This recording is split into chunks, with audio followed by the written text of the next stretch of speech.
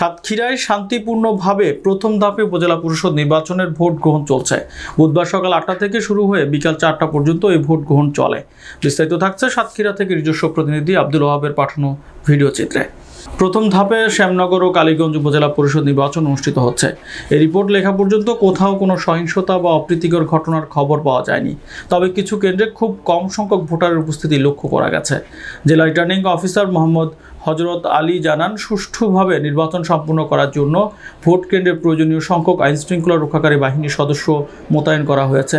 এছাড়া নির্বাহী ম্যাজিস্ট্রেট ও জুডিশিয়াল ম্যাজিস্ট্রেটের নেতৃত্বে বিভিন্ন ভোট কেন্দ্রে টহল দিচ্ছে আইনশৃঙ্খলা বাহিনীর সদস্যরা।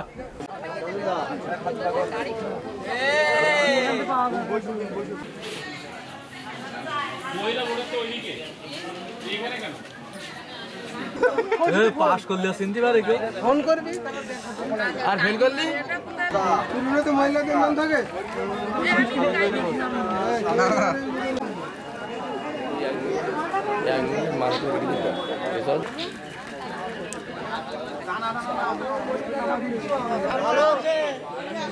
আমি বিষ্ণুপুর হাই স্কুলে